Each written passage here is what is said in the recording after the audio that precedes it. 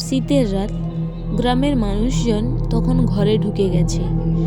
চারদিকে কুয়াশায় ঢেকে আছে, বাতাসে ঠান্ডার সাথে এক অদ্ভুত গন্ধ। রাহুল তখন মাঠের কাজ সেরেই বাড়ি ফিরছিল।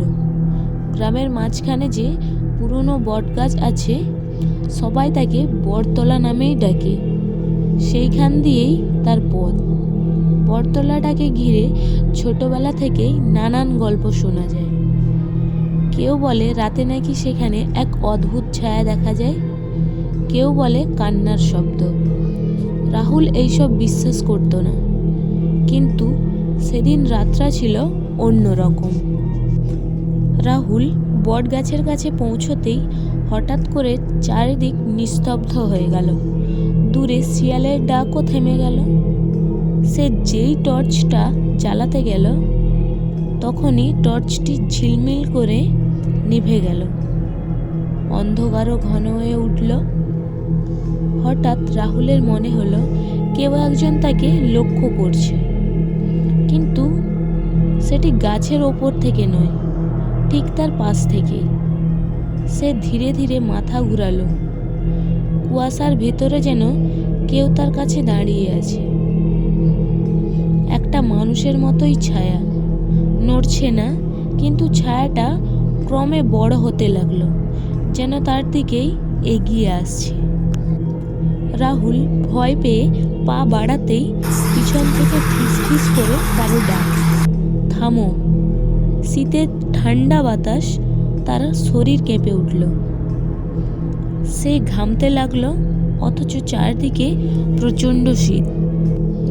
রাহুল দৌড়তে শুরু করলো, কিন্তু আশ্চর্য, যতই দৌড়োয় সে বটগাছটার সামনে এসেই পড়ে, যেন সে একই জায়গায় দৌড়চ্ছে। দূরে তার বাড়ির আলো দেখা যায়, কিন্তু সে পৌঁছতেই পারছে না। হঠাৎ নিচ থেকে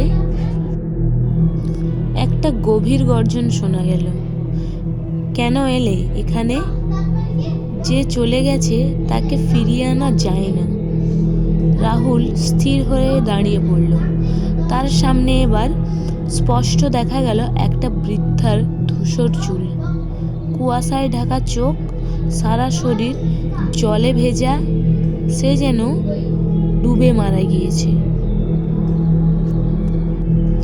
বৃদ্ধা ধীরে ধীরে তার দিকে হাঁটতে লাগলো। বছর 10 আগে আমাকে কেউ সাহায্য করেনি, আজ কেউ এখান দিয়ে নিরাপদে যাবে না। রাহুল ভয়ে কাঁদতে লাগলো। সে হাত জোড় করে বলতে লাগলো, আমি কিছুই করিনি, আমাকে যেতে দিন। বৃদ্ধা কিছুক্ষণ চুপ করে তাকে দেখল এবং বলল, তবে প্রতিজ্ঞা করো আর কখনো রাতে এ পথ দিয়ে যাবে না। রাহুল কাঁপতে কাঁপতে সম্মতি দিল। তারপরই রাহুল দেখতে পেল তার বাড়ির আলো ঠিক সামনে। এবার সে দৌড়ে পৌঁছে গেল বাড়িতে।